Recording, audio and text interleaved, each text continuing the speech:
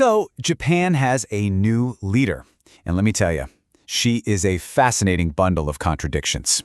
You've got a heavy metal drummer who becomes this staunch conservative, a nationalist who at the same time champions social care. In this explainer, we're going to unravel the incredible story of Sanae Takaichi, the woman who just became Japan's very first female prime minister. On October 21st, it actually happened. History was made. After a super-tight, nail-biting vote in the upper house, Sanae Takaichi was elected. She is Japan's first-ever female prime minister. Now, this is a huge, monumental shift, but to really get what this means, we need to look at the woman herself and the really unlikely path she took to get here. And look, she's not shy about her ambitions at all. She has made it crystal clear. By modeling herself after Margaret Thatcher, the original Iron Lady, Takaichi is sending a very powerful message. This isn't just some clever soundbite. It's her way of saying she plans to be a tough, no-nonsense, and transformative leader for Japan. Okay, so where does this Iron Woman persona even come from? It definitely didn't just appear out of nowhere. To really understand the leader, you first have to understand the person. And her journey from a life of, pretty unconventional passions to the very top of Japanese politics is nothing short of extraordinary. Just take a look at this list. I mean, really. Before she was this powerhouse conservative politician, Takaichi was a TV announcer, a passionate scuba diver, a motor racing fan, and, my personal favorite, a heavy metal drummer. This is, hardly the resume you'd expect for a future head of state. And get this. This wasn't some casual hobby. She was apparently so intense, playing with such raw power, that she would literally break her drumsticks right in the middle of a performance. It's a small detail, sure, but it kind of foreshadows the relentless energy she would later bring to politics, doesn't it? Her passion didn't stop with music either. She was a huge car enthusiast, so much so that her own Toyota Supra is now sitting in a museum in her hometown. It's just such a stark contrast to the formal, buttoned-up world of Japanese politics that she would eventually come to dominate. All right, so this is the big question, right? How do you go from shattering drumsticks to shattering political ceilings? What sparked this massive transformation? Well, the answer is pretty surprising, and it's not even in Japan. It's in the United States. Let's go back to the 80s. You've got these major trade tensions between the US and Japan. It's a turbulent time. And right in the middle of it all, Takaichi is working in the US for a congresswoman. It was there that she saw how Japan was often misunderstood, and it ignited this fierce conviction in her that her country needed a stronger, more unapologetic voice on the world stage. And that experience in the US, it really lit a fire under her. It basically cemented this one core belief that would shape her entire career. She decided that Japan's destiny shouldn't be left to the whims of other countries.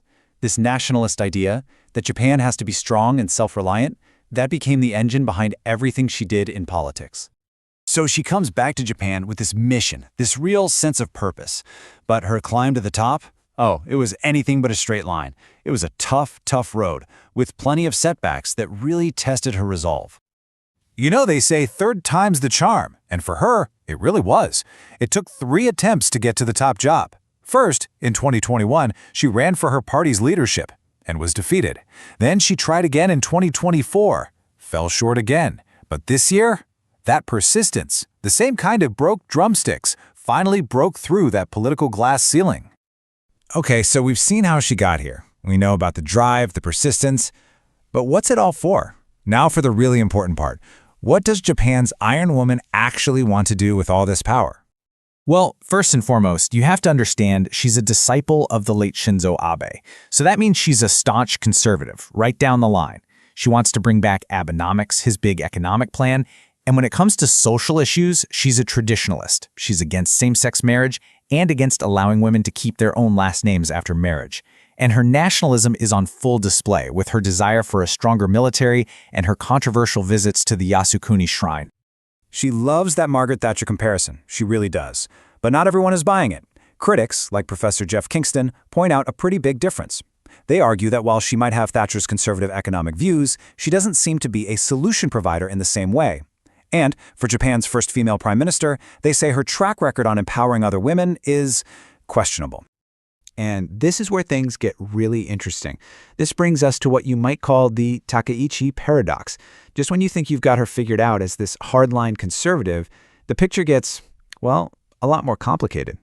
Because lately, in a move that has surprised a lot of people, that Iron Woman image has started to soften. Her policy talk has taken a pivot you really wouldn't expect, shifting towards social support. I mean, listen to some of her latest ideas. Tax deductions for childcare fees. Tax relief for companies that help with in-home childcare. More hospital services for women's health. Better care options for Japan's aging population.